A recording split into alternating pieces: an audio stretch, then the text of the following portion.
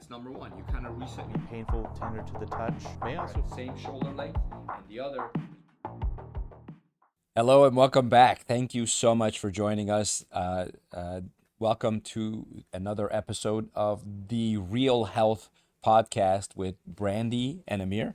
I am Dr. Amir Rashidian, a chiropractor, and Brandi is the Chief Strategy Officer and the voice of wisdom. This is my favorite part of the show where I can see what badges of honor I get because you always give me something new and it's fun. I'm just Amir. Anyways, we got a lot to talk about today because the Real Health Podcast is where we review for you all the latest information and news about health and wellness. Whatever gets published and printed in mainstream media, we're going to look into it. We're going to summarize it. We're going to analyze it. We're going to discuss it. We're going to present it to you in a way that makes sense. We're going to give you our perspective on it. We're going to tell you what it means to you. And our goal for doing this podcast is to help you feel better, get stronger, live longer, and feel younger. How have your workouts been going? Good. I'm feeling younger. Are you? Oh, yeah. I set some serious personal records past couple times. That's awesome. Yeah. Yeah. So I've got a good coach. He ramped me up. I'm in week 8 of this new lifting routine. And, nice. Yeah. John and Blake were working out together when I went there. You know, they always inspire me. They're fun to watch. Oh yeah, and Blake is doing great. He's a great trainer. He's one of the owners of Unrivaled Iron Gym, which we're big fans of. It's a great gym. You guys want to join them? Of course, we love One Life Fitness as well. Mm-hmm. So we belong to both, and we have nothing but nice things to say about them. So.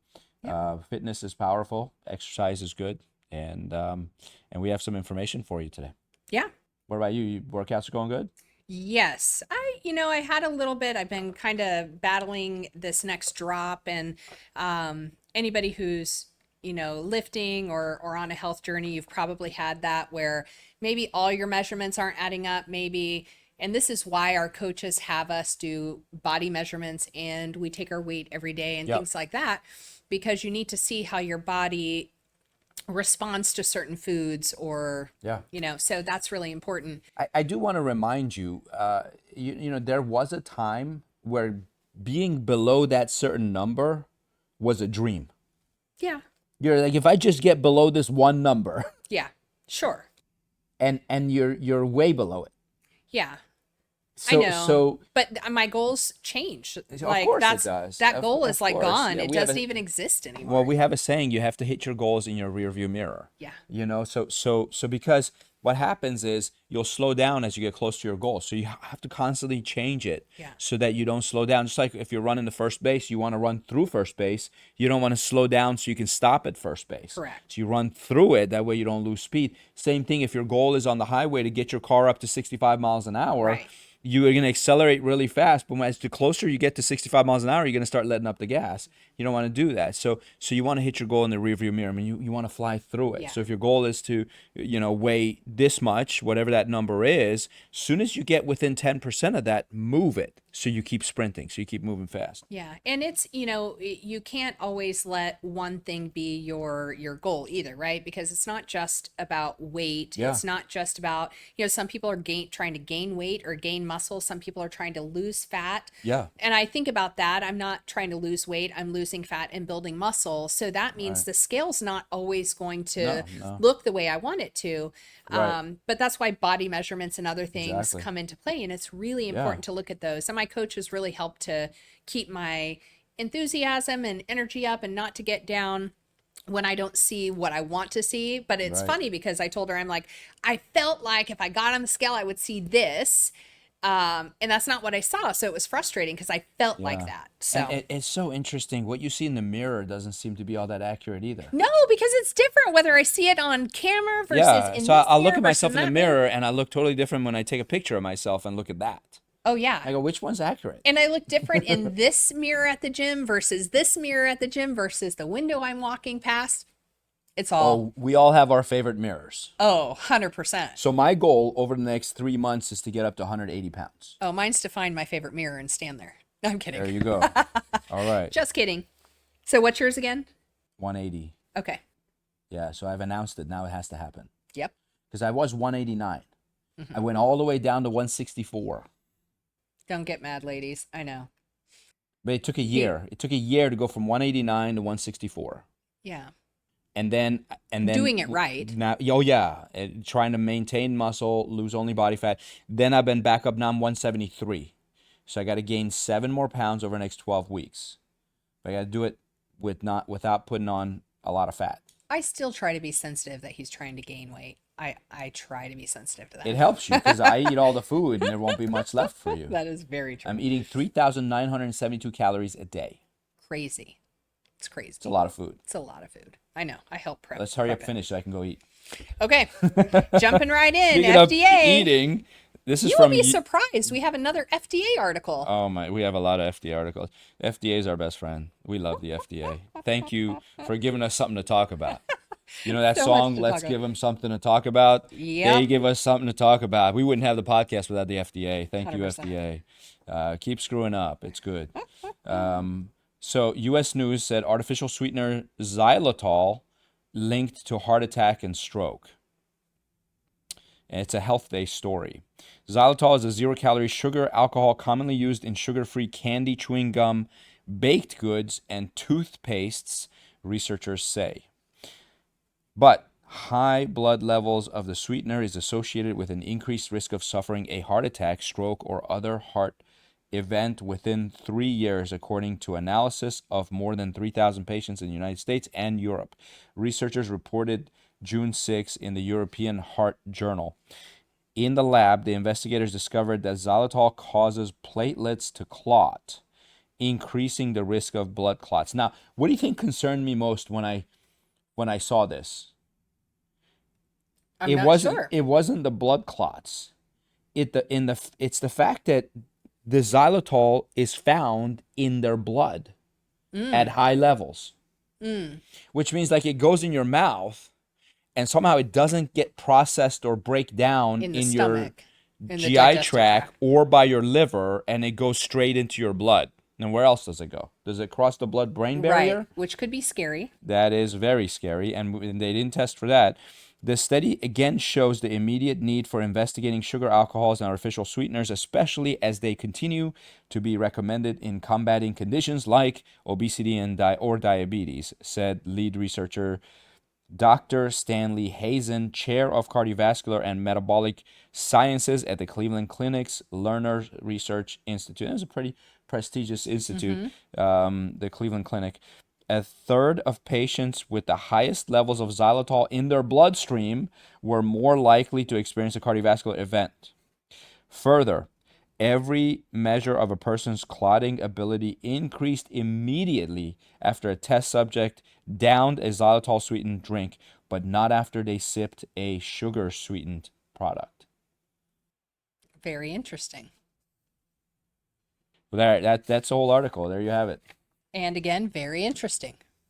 I mean, first off, what parameters did they use? Yeah. And are they saying that these artificial sweeteners are preventing diabetes? Because they're not, they're causing diabetes. They Correct. cause type 2 diabetes. Now, people with type 1 diabetes, juvenile onset, sure, they can use these. But the people with type 2 diabetes, this caused it. Because type 2 diabetes is not caused by an increase in blood sugar. It's caused by a spike in insulin. And that causes your insulin receptors to become desensitized because there's no sugar in your blood. So insulin gets produced. There's no sugar in the blood. The receptors go, well, next time insulin knocks on my door, I'm not going to open the door. So this is like legitimately the body like crying wolf, Yeah.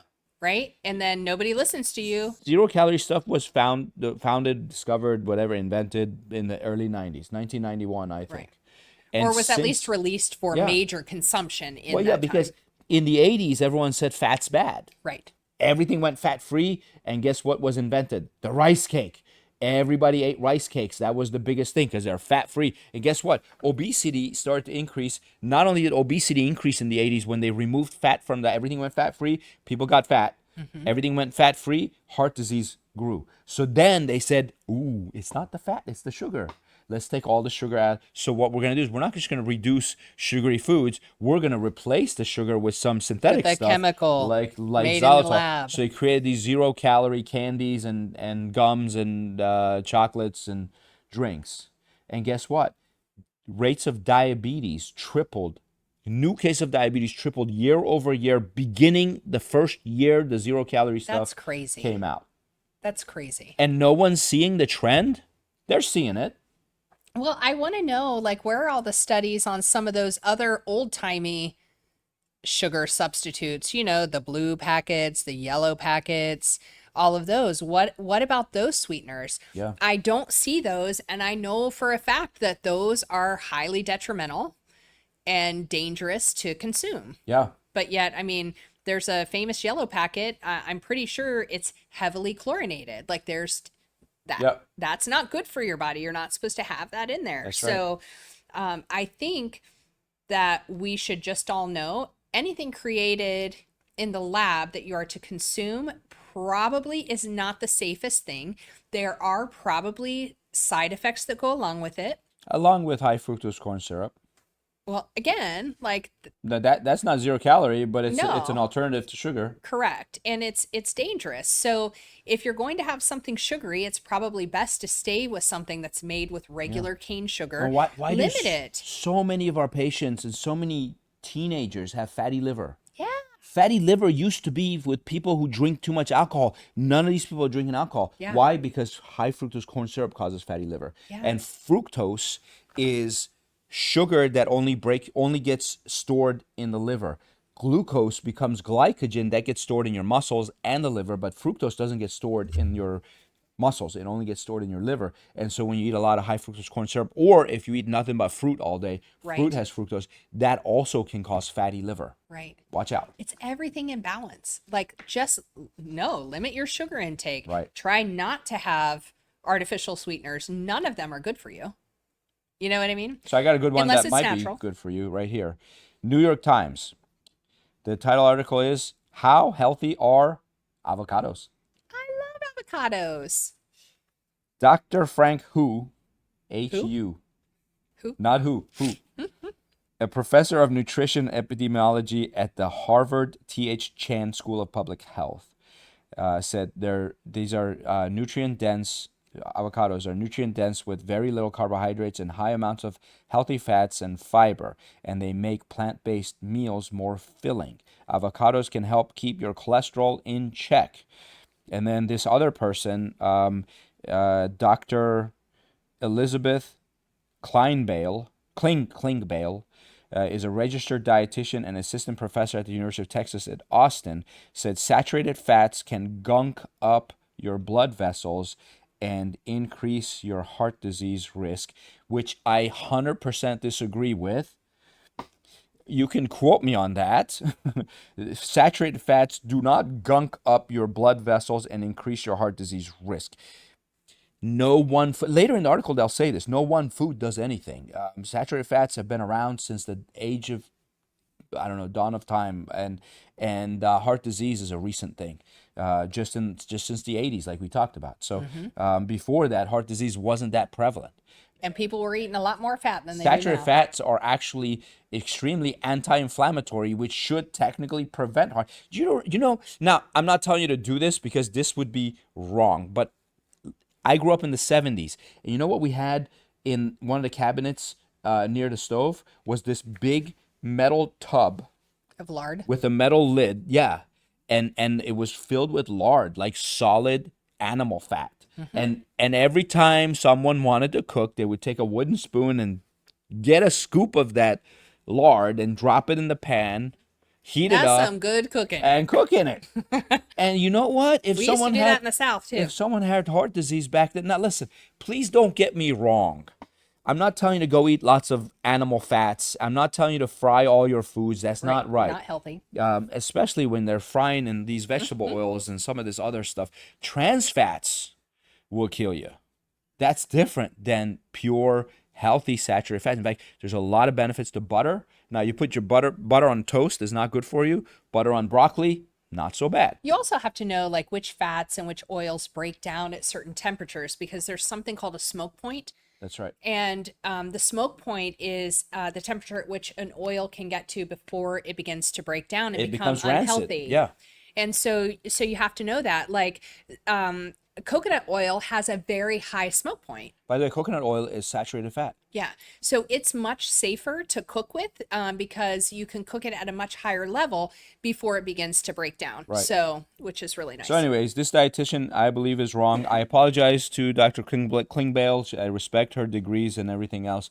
I just can don't still think it's disagree with her. accurate for her to say it gunks up your blood. Anyways, if left unchecked, this gunk called LDL, again, she goes, or bad cholesterol can lead to heart attacks and strokes. Now, listen, we're not calling LDL bad cholesterol anymore. This is outdated information. I mean, the Yes. article is brand new. It came out this month, but We know the LDL information train moves slowly. is the building block for all your cells, every cell membrane, the lipid bilayer that makes up, go back to high school biology, when you made those cell models, the membrane of the cell is made up of lipid bilayer. That's cholesterol and triglycerides. Your body needs those. Everywhere in your body, you need those. It's the building block for everything. LDL is not bad cholesterol. Let's all apologize to our LDLs. Right. Protein, carbs, fat, fiber, sodium, these are all things that you need to have in your diet in the right amounts at the right times. That's right. Like it, but it's That's all right. important to Well, building listen, if it's a bad, healthy why is your body. body producing it? right. Because LDLs are produced by your liver. So are HDLs, which they call good cholesterol. I mean, they're not good or bad. They're neutral. It's like saying, I don't know, stomach Stress acid is is bad? bad. Yeah, there you go. Read my book. I tell you all about it. While saturated fats increase LDL cholesterol, unsaturated fats can lower it. For this reason, avocados can help manage blood cholesterol levels, especially when you eat them in place of foods like meat, cheese, and butter. Well, the last half of that sentence is accurate. You can eat it in place of some of the things, less cheese, less meat, less butter, more avocados. I'm okay with that. Yep. They may lower your heart disease risk. By what parameter? They won't say, because they're basically assuming lowering LDL lowers risk of heart disease. Correct. Show me 2 research studies that say lowering LDL lowers risk of heart disease. I don't think you'll find it. Now, there's one study, but the one study said if you've had a heart attack, lowering your LDL can possibly prevent a second heart attack. That's the only study I've ever seen. Prove me wrong. But it has to be because I know a lot of people are going to bombard me, and they've done it in the past with articles, but they're not peer-reviewed research articles with double-blind controlled trials that were published in respected peer-reviewed journals. You understand? That's what counts. Find me one of those. Find me one of those, and then I'll start to believe this. Again, I'm not against avocados. I think avocados are great. I eat 50 grams of avocados with my dinner every single night. Yeah, I love avocado. In a study that followed more than 110,000 adults over 30 years, Dr. Hu and his colleagues showed that people who ate at least 2 servings of avocado per week had a 21% lower risk of coronary heart disease. Because avocados make great substitutions, so this other doctor, Dr. Kohlmeyer, I believe, of University of North Carolina Nutrition Research Institute is talking about this stuff, said, so they're saying maybe it's not that avocados are healthier, it's because of what it replaces that makes it healthier, which I can buy into that. It says, because avocados make great substitutions for less healthy foods, studies showing their benefits might in part reflect the benefits of cutting back on other stuff, like using avocados instead of mayonnaise on a sandwich, or adding more avocado and less beef to a burrito. Many reported... As long as you're still keeping your protein up. Right, you got to eat your... That's right.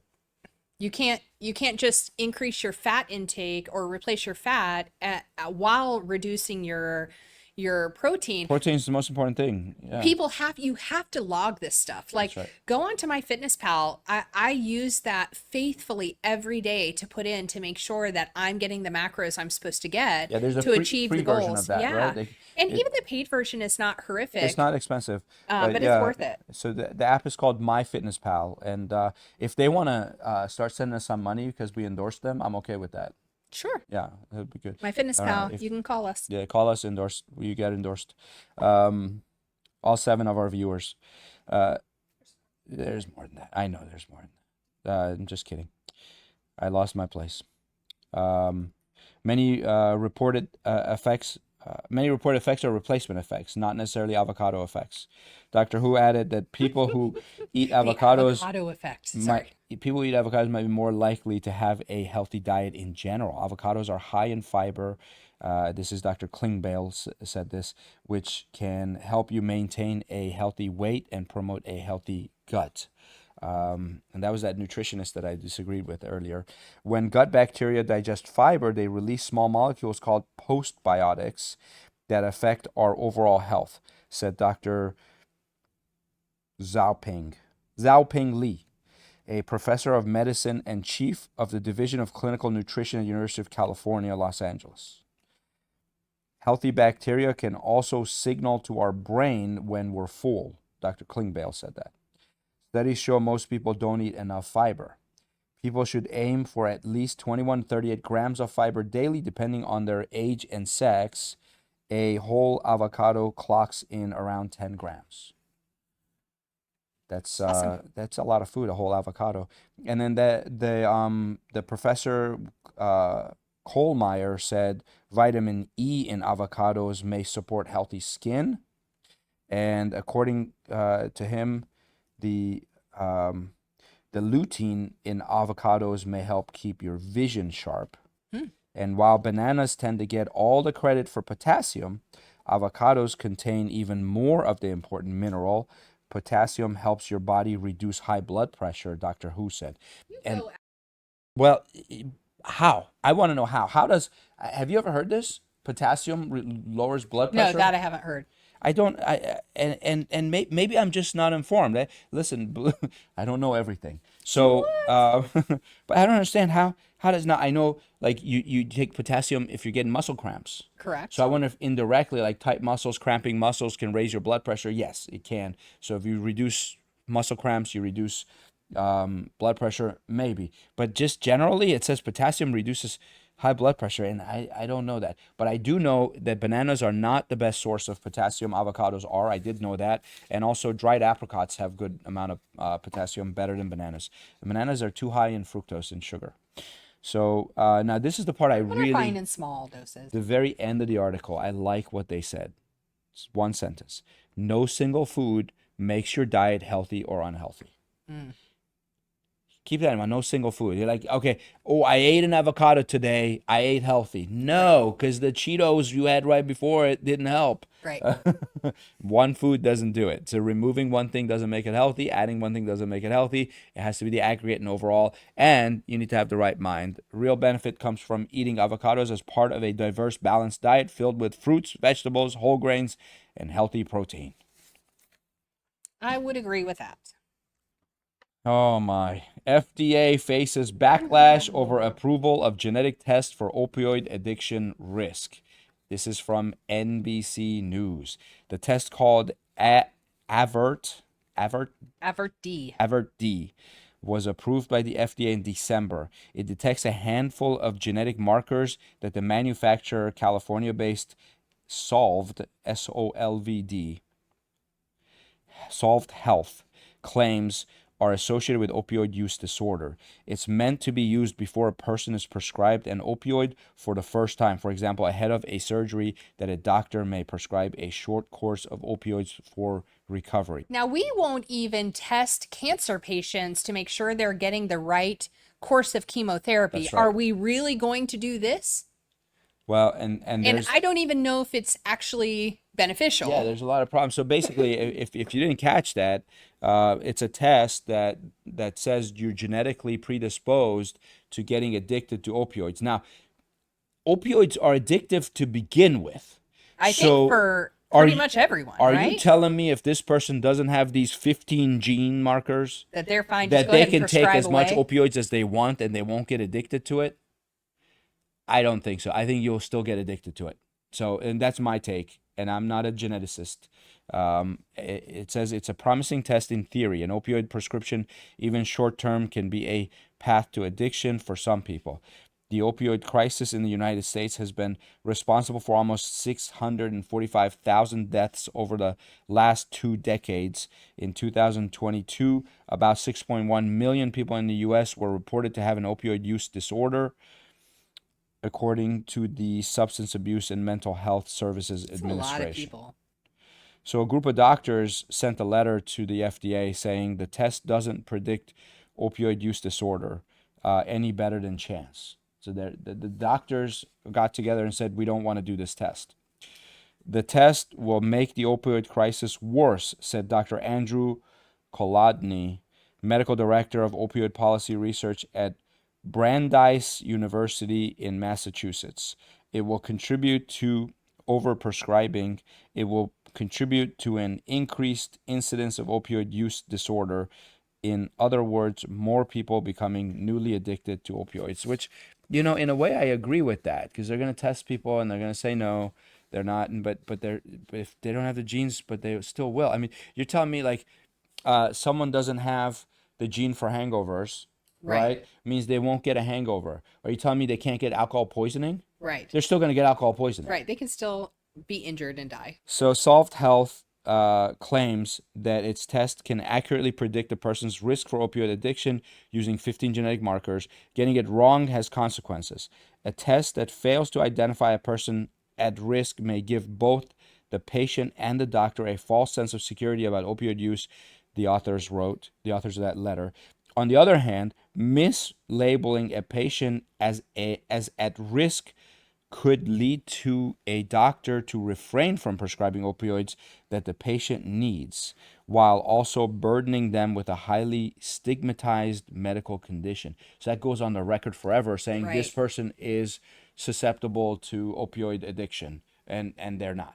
So many in the scientific community, however, are deeply skeptical that a person's risk of opioid use disorder can be predicted based on only a handful of genetic markers, said Dr. Catherine Keyes, a professor of epidemiology at the Columbia University Mailman School of Public Health in New York. Addiction is a complex trait, she said, and involves a number of other factors besides genetics. Thank you. Including socioeconomic status and a person's exposure to a substance. More exposure, more likely you're going to get addicted. Which makes complete sense. Makes sense to me. Receiving an opioid prescription remains one of the strongest risk factors for the development of opioid use disorder. That's yes. It's like, I'm like, isn't everybody at risk of opioid addiction? I probably am.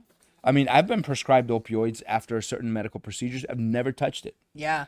I remember them prescribing after my last C-section, and I was obviously concerned about the baby having it. So, I really limited it. But also I took a dose of it, and I remember feeling so loopy and out of it that I could not take care of Cyrus. And so I was like, I cannot do this, because while you're at work or somebody is not there, I can't be. So I just dealt with the discomfort. Here's the thing. If you take enough of it over a period of time, then you'll feel normal when you take it, and you'll feel weird when you don't take it. Oh, I'm sure. I mean, that's drugs in general, though, right? Solved Health said in its application that Avert-D had demonstrated a sensitivity of about 82% and a specificity of about 79%. You're probably wondering, what does that mean? My question is, how the heck do they get these numbers? So here's what it means. Sensitivity and specificity, I'm not going to get technical about this, but those numbers suggest that roughly 1 in 5 results would be false negative and 1 in 5 would be false positive, which means 20% of the people who get the test, it's going to say they're not susceptible to addiction when they are. And 20% of the people, 20 out of 100 people who get the test, are going to be not susceptible to addiction, and they actually are. So, or vice versa. I might have said that backwards, but you get the idea. The FDA has a history of approving products that its advisory committees say lack sufficient evidence on their safety and effectiveness. So, I mean, when something is Unless they 20, want to use it as an excuse for not doing something that's good for us. if something has 20% not specificity and 20% not sensitivity, the FDA has probably been advised not to approve it. And they're like, oh no, we always approve stuff that's not effective. In 2021, for example, the agency, FDA, approved Biogen's Alzheimer's drug Aduhelm, despite its advisory committee rejecting the drug, saying that there wasn't enough evidence that it worked. The company took the drug off the market earlier this year. So there So you like you're have it. saying, sometimes the FDA uses that to push things through, and sometimes they use it to not push things through. That's right. How do we know which is which? Because they don't listen to their FDA? advisors. Like, why do you even have them? Money. They have to have them. Everybody has to have a board, just like nonprofit organizations have to shouldn't have a you board listen of to 'em? directors. You should listen to them.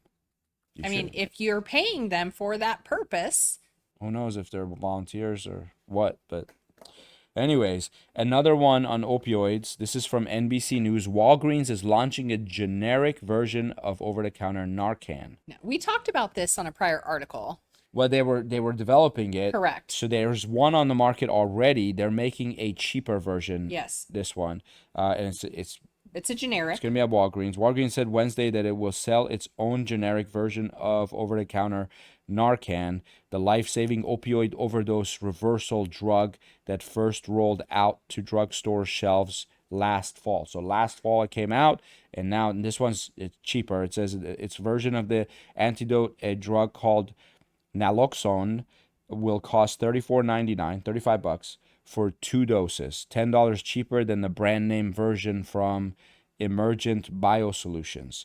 That's also sold at Walgreens and other major pharmacy chains across the U.S. Walgreens' generic version will be available on store shelves nationwide by the end of the month, this month. The company said it is already available to buy online. Drug overdoses are the leading cause of accidental death in the United States, according to the CDC, killing nearly 107,000 people in 2021. Like the brand name Narcan, Walgreens' version is sold as a nasal spray. If given quickly enough, the antidote can reverse overdoses from fentanyl and other opioids, including heroin and prescription painkillers. The launch comes after Emergent's over-the-counter version hit store shelves in September. This is the part that kind of got me the wrong way a little bit.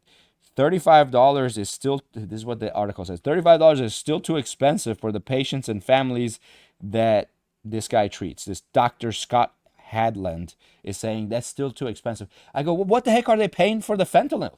Well, that's why they don't have any money left. What? But my question You're not is, worried the fentanyl's too expensive? what my concern though is what does this do? I mean, I can't see. I unfortunately I've seen people who are definitely addicted to hardcore drugs in the past. Unfortunately, even in places like Kansas, you see way more of it because No, not Kansas. I know. I'm sorry to say it's There's nothing else to do in Kansas. it- Well, now they're busy suing Pfizer. Basketball's big. Basketball and suing Pfizer, those are the two sports. Yeah, there definitely is probably not nearly as much things to do in Kansas as there are in other areas. But I go, okay, so I've seen people on meth. They don't have the wherewithal to go in and get something like Narcan when they're tweaking.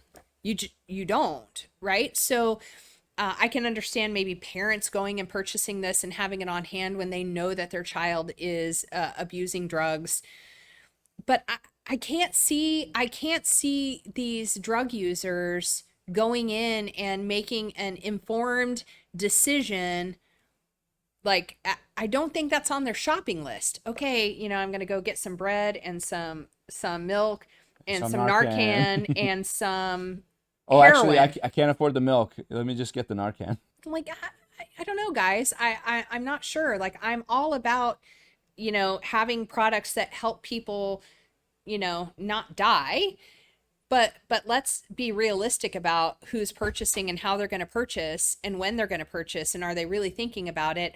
And this is going to give them another opportunity to step out and do this again. So what are we doing in addition to that? Because this isn't the answer for these individuals that are addicted and hurting.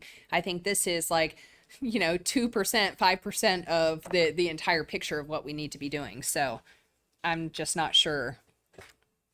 I don't think this is so great. But there we go. Here's something else that's not so great.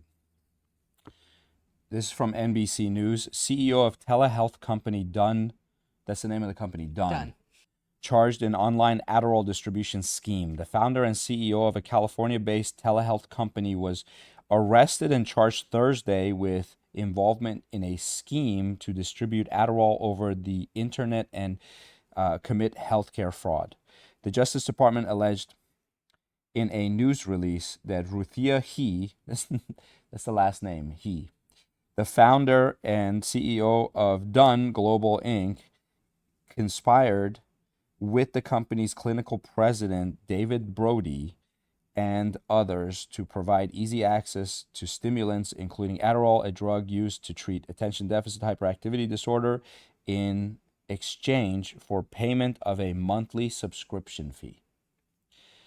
And there's so many things that sound bad about this. A lot. I mean, first off, telehealth means they don't actually examine the patient physically. It's Correct. like it's remote. So Correct. you basically get on a telephone or a Zoom call and they go, And oh, explain yeah, your symptoms, which you could say whatever you want. right. Yeah, you look like you could use some Adderall. Here, pay me this much every month and we'll send you Adderall in the mail. Hopefully you'll be the one that gets it. So he was arrested. Did I do this one already? He was arrested in Los Angeles, and Brody was arrested in San Rafael, California, on charges of conspiracy to distribute controlled substances and distribution of controlled substances. If they are convicted, they each face a maximum sentence of 20 years in prison. It's not clear whether he and Brody have obtained attorneys who can speak on their behalf. He and Brody made over $100 million by increasing monthly subscription revenue, which therefore increased the value of the company, federal officials said. Principal How do deputy. you not think you're going to get caught on something like this? The principal deputy attorney general Nicole Argentieri accused he and Brody of exploiting telemedicine and spending millions on deceptive advertisement and social media. They generated over $100 million in revenue by arranging for the prescription of over 40 million pills, Argentieri said in a statement. These charges are the Justice Department's first criminal drug distribution prosecutions related to telemedicine prescribing through a digital health company.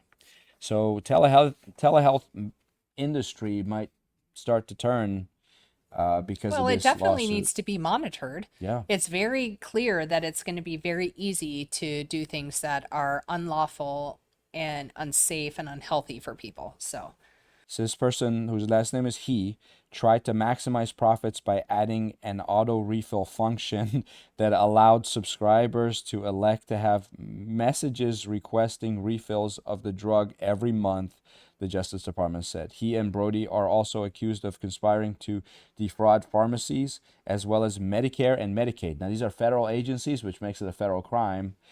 The Justice Department alleged that he and Brody continued with the scheme even after they were made aware that Dun members had overdosed and died, and that material was posted online about how people could obtain Adderall and other stimulants from the company.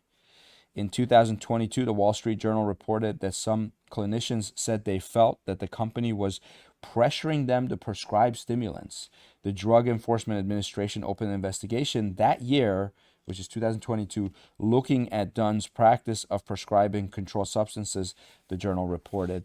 The DEA lists Adderall as a Schedule II drug with a high potential for abuse. It is in the same category as Vicodin, OxyContin, and methamphetamine. yet that is one of the leading things that we prescribe to children all the time for ADD and ADHD. Yeah, and they stay on it for the rest of their life. How many times can I make that face? Like, you got to go, come on. It's highly addictive. Let's do this, because they just got in trouble because they did it so outright. They did it through telehealth. But let's face it, people, they are not the only ones doing this. There are plenty of providers that are providing this way more than they should. Tell people to go find something else first. There's so many things you can do. You can get you can get any drug shipped to you at any time. That's a fact. It's And very scary. Many organizations with doctors, prescriptions, connections to pharmacists, and so on, and they'll ship it to you. Yeah, It's the problem crazy. is the days of physical prescription pads is gone. Yeah, Do you know what I mean? Everything is digital. So, which you always have that digital footprint, but it's so much harder to, I think, to probably catch cases like this. yeah. You know? Gosh, it's just so scary. It's funny. In Iran, I remember we used to go to a pharmacy and ask for a drug, and they would give it to you without prescription. That's nuts. And then I was there up until the mid 80s, you know, and I grew up in the 70s and early 80s there in Iran, and that's how it was. And I mean, it's still and easy to get stuff, though, My isn't father it? was, because my father graduated from medical school. Right. I just We- saw that picture. It was very cute of Isn't that him. great? Like, Yeah.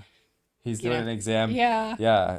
So He my was so dad was handsome. born in 1923, which means today he'd be 101. June 29th is his birthday. So June Oh, 29, we're 1923. really close. Yeah. And so he would have been 101 today if he was still alive. But yeah, he graduated from medical school, so he knew a lot, and so he would just go to pharmacies and ask for a drug, and you just pay for it, and you could do that I think I'm going to make a pineapple upside down cake on Saturday. We can think about him and in celebrate. his honor. Who's Yeah. gonna eat it?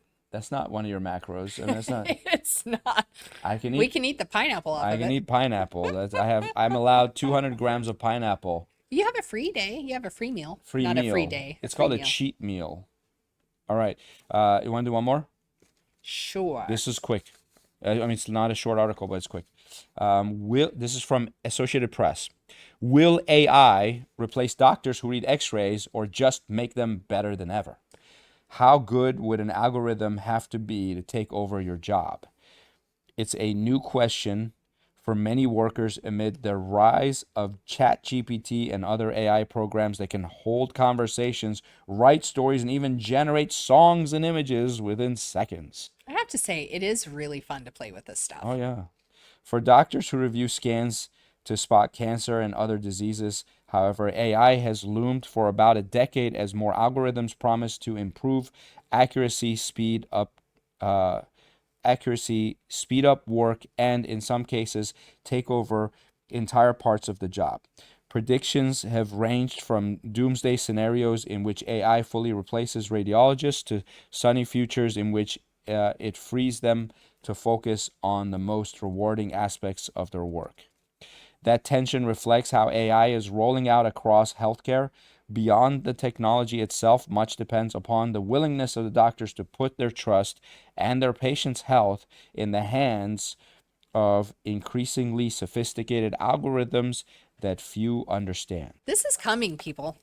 This Yeah. is coming and it's happening. It's here Well, right yeah, now. and there's some data in this article that was kind of disturbing, which we'll get to. Some of the AI technologies are so good, frankly, I think we should be doing them now, said Dr. Ronald Summers, a radiologist and AI researcher at the National Institutes of Health. Why are we letting that information just sit on the table? Summers' lab has developed computer-aided imaging programs that detect colon cancer, osteoporosis, diabetes, and other conditions. None of those have been widely adopted, which he attributes to the culture of medicine, among other factors. Radiologists have used computers to enhance images and flag suspicious areas since the 1990s, but the latest AI programs can go much further, interpreting the scans, offering a potential diagnosis, and even drafting written reports about their findings. The algorithms are often trained on millions of x-rays and other images collected from hospitals. Basically, like a radiologist who's been doing this for years and years has seen a lot. Like, I've probably seen a million spine x-rays Right. over my Oh, easily. 24 years of being a chiropractor and 4 years of chiropractic school, so you're looking at 28 years I've been looking at x-rays. Yes. Millions, right? And that was part of our schooling. You had to pass the radiology classes.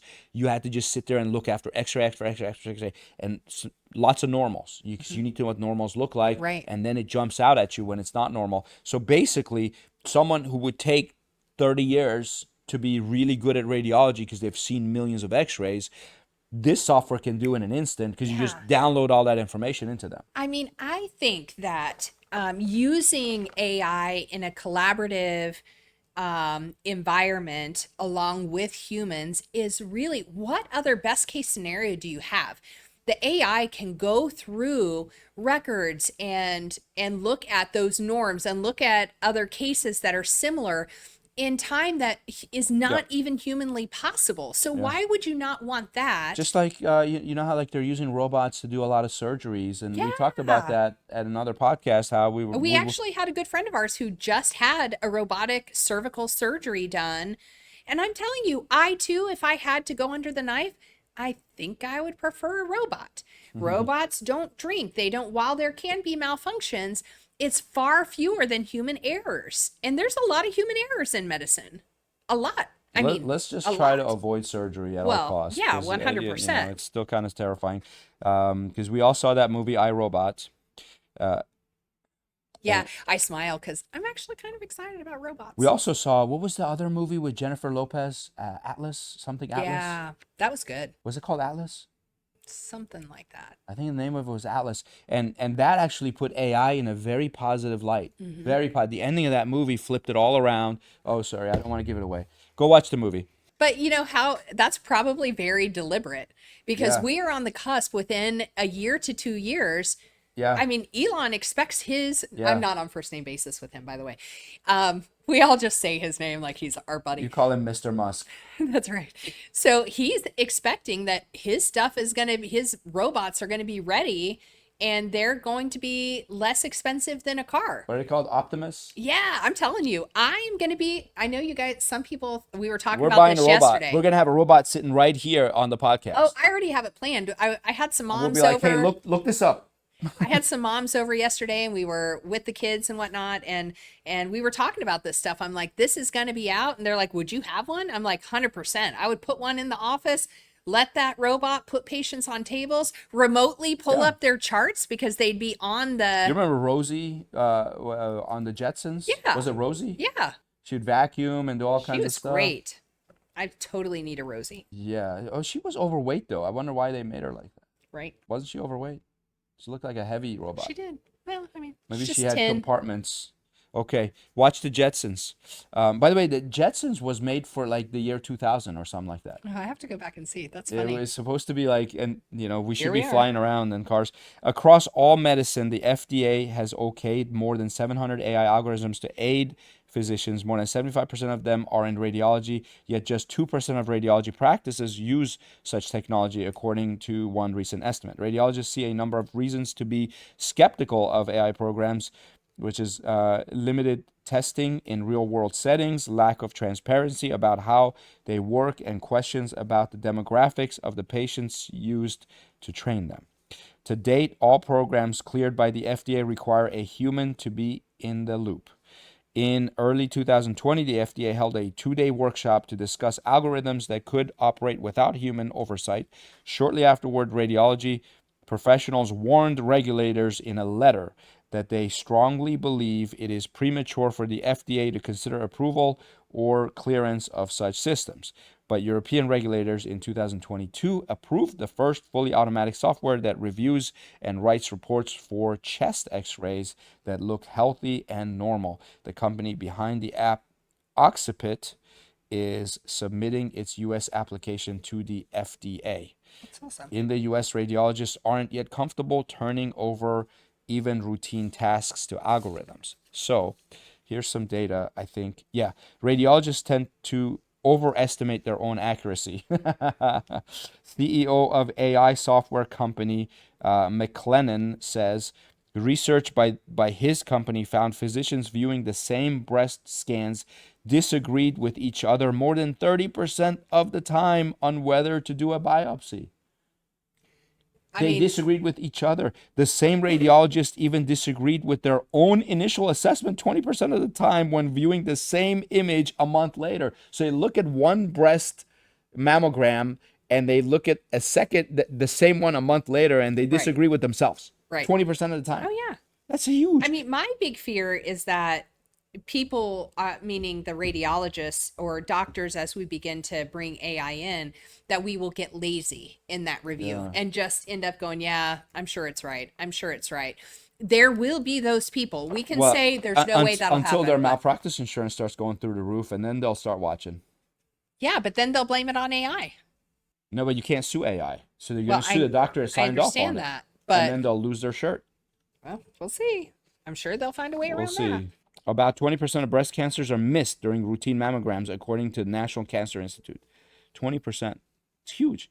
And then there's the potential for cost savings. On average, U.S. radiologists earn over $350,000 a year, according to the Department of Labor. That's what most people are actually worried about, is that I mean, can it you will imagine fully replace. all you do is sit in a dark room and look at image after image after image? I guess now you use a computer screen, so you don't have to be in a dark room anymore. It used to be film. Oh, I remember. That's how old I am. I used to be in the darkroom developing them and then looking at them on the view box. Dr. Laurie Margolis of Mount Sinai Hospital Network in New York said, I will tell patients I looked at it and the computer looked at it and we both agree. Hearing me say that we both agree, I think that gives the patient an even greater level of confidence. Initial results from a Swedish study of 80,000 women showed a single radiologist working with AI detected 20% more cancers than two radiologists working without the technology. So I think it's going to save lives. I think so. The question of who could be held liable in such cases is among the thorny legal issues that have yet to be solved. One result is that radiologists are likely to continue double-checking all AI determinations, lest they be held responsible for an error that's likely to wipe out many of the predicted benefits, including reduced workload and burnout. I don't care if they burn out. I just want them to be accurate. And if the computer helps them to be accurate, I'm all for it. Well, they said in here, too, that if an automated algorithm misses a cancer, there's likely going to be a negative it's going to be a negative for trust in the caregiver. I'm like, we already missed 20% of the time. So there's already a lack of trust. 30% of the time they disagree with the other radiologist. 20% of the time they disagree with themselves. I haven't disagreed with myself in a long time. Have you disagreed with yourself? How often do you disagree? That's a loaded question. Women are able to disagree with themselves a lot more than men. I have a lot of those internal conversations. I think it's a woman thing. I do talk to myself, but typically I don't disagree with myself. Anyways, that's it for today. We had some fun. AI is here to stay. Get used to it. Come on by and look at the robot I buy. That's right. We will get a robot. I don't know when. 2025. Let's go. When they first come out. Just send us some money. Just kidding. soon as we sell 1,000 books, we'll be able to afford a robot, an Optimus. We'll name him the Real Health Robot. There we go. And anyways, thank you guys for joining us. We are going to have a guest on the next episode, I believe. Right? And that'll be great content. You don't want to miss it. This is going to be someone who's very exciting and very interesting, has enormous wealth of knowledge, and you'll see. So join us on the next podcast. Take care. God bless you, and thank you.